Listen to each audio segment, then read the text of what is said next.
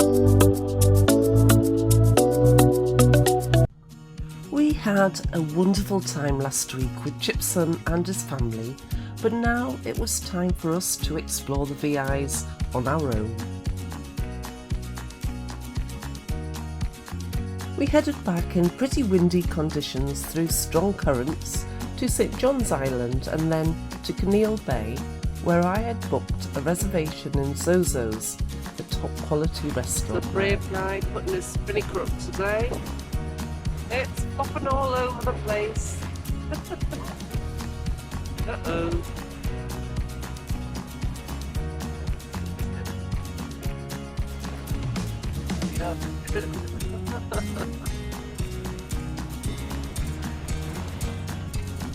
Got birds up to 30 knots, but he hasn't found out that yet.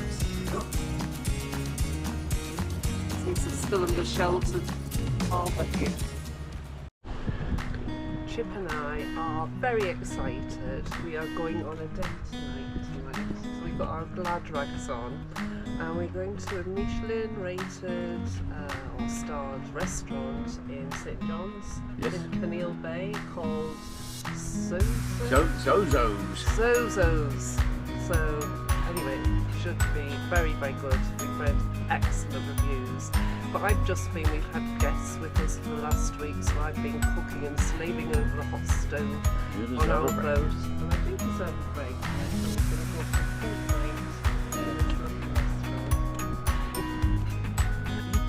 But first we had to get ashore.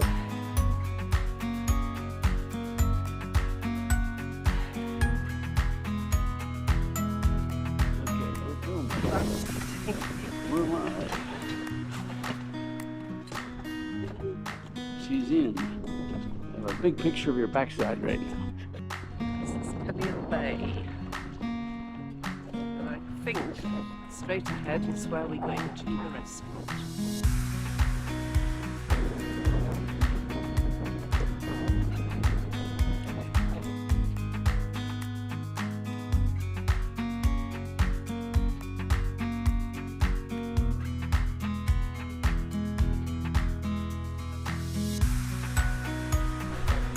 We have safely arrived. Our dinghy is on the beach there. Signs all over the beach saying area closed, but we've ignored it and came ashore.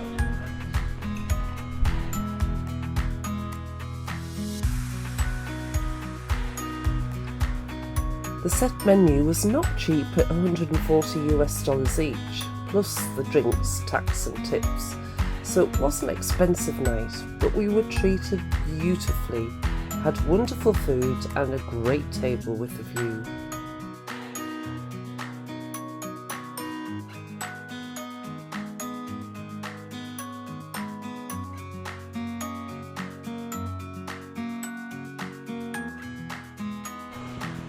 And after a lovely evening, back on our dinghy, back to the boat. We had to make an unscheduled stop at a place called Vigirn Bay. Vigirn Bay is very shallow, had a lot of seagrass and not very good holding, and as you see in the video here in a few moments, many sailboat wrecks.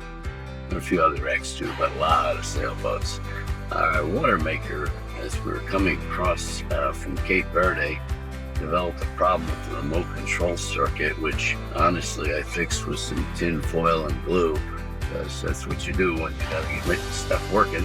That tin foil and glue lasted up to about an hour in the Virgin Islands, and then it stopped working. So I had to get the new circuit boards from a local marine man dealer, and he had hidden it on his back deck of his business. It took me about 15 minutes to find the bloody thing, but did find it, got a decent price for it, and it worked perfectly for us. We got back in shape with the water maker, and I left two on the boat to guard it because the anchor could drag at any minute. And you can see by all these washed up sailboats, you don't want to end up dragging your anchor in this place.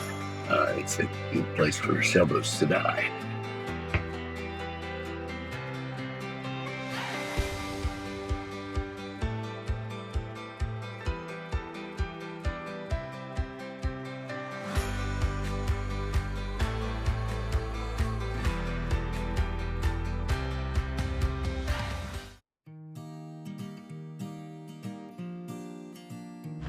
It's a new place to keep dry. Standing.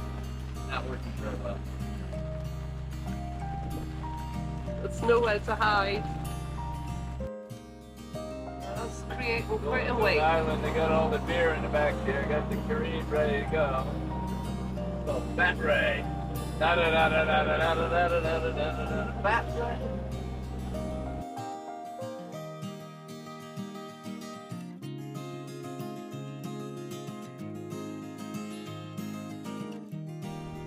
Well, we made it to Josh Van Dyke Island. It's still very blustery there. And we arrived to check back into the BVIs. But this anchorage and mooring field is really, really crowded. So Chipper's gone ashore to check us in alone, and I'm guarding the boat in case we get in the anchor drag. The other thing is here, this particular bay, is all the mooring poles reserved for the charter boats. Quite an anxious situation here. I'm waiting for Chip to return from customs. The wind has dropped. Now all these boats are moving around all over the place, so we're getting very close. Feeling quite uncomfortable, but I'm ready to get the motor on and just get out of here.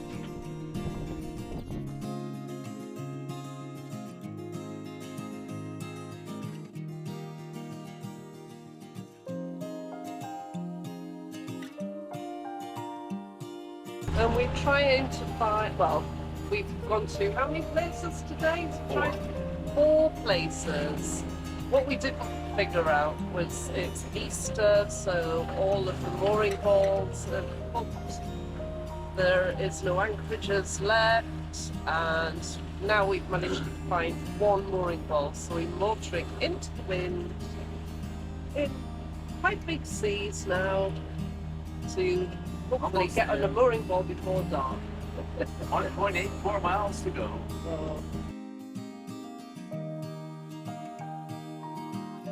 Don't go to Joost Van Dyke in the holidays.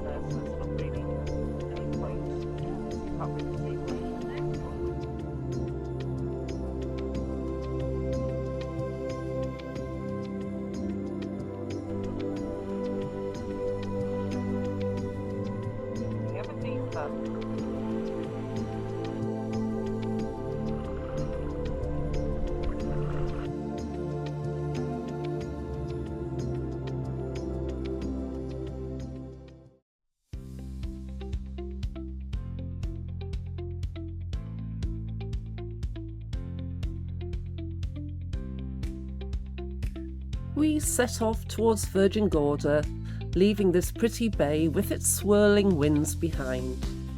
We sailed all the way.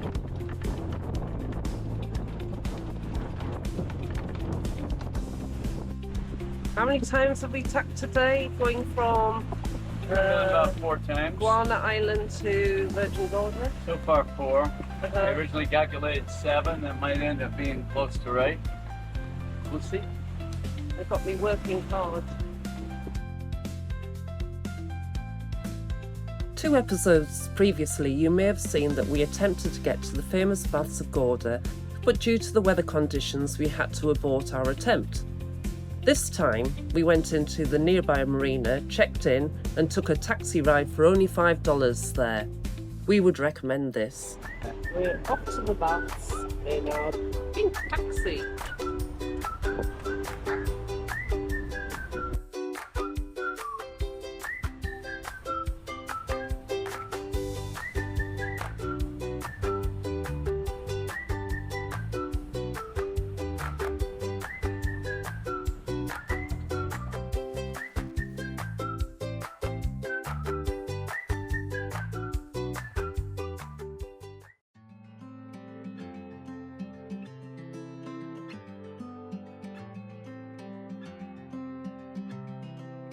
The baths of Virgin Gorda are the most iconic and visually striking natural wonder of the British Virgin Islands.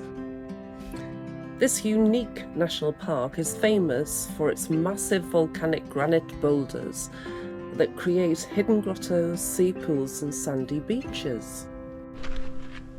Millions of years ago, slow cooling magma beneath the Earth's surface formed hard granite, which was eventually pushed upwards and eroded by the sea into smooth giant boulders, up to 40 feet in diameter.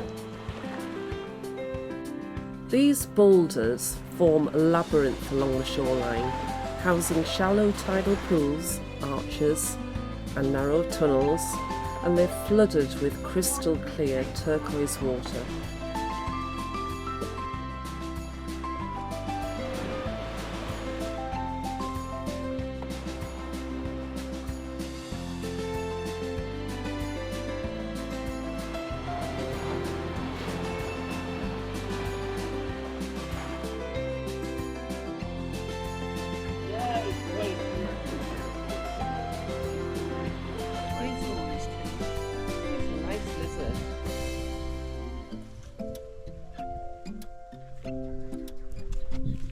What are you?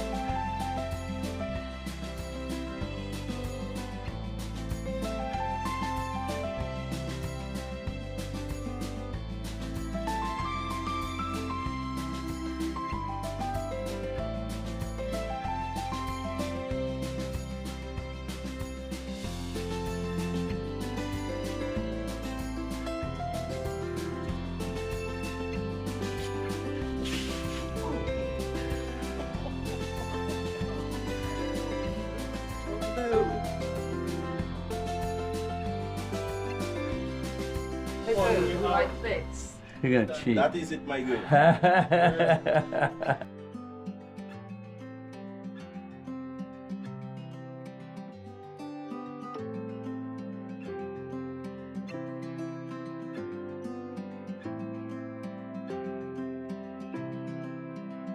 More limboing.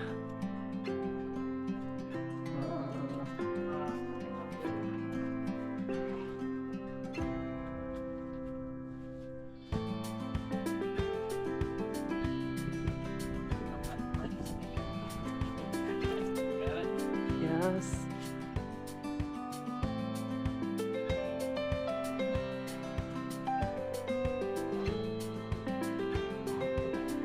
Okay, this is not the pink part of this one. You made it? Oh.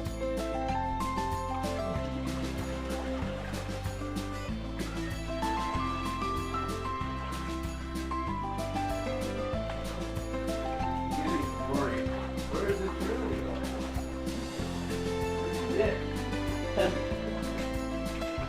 Ooh.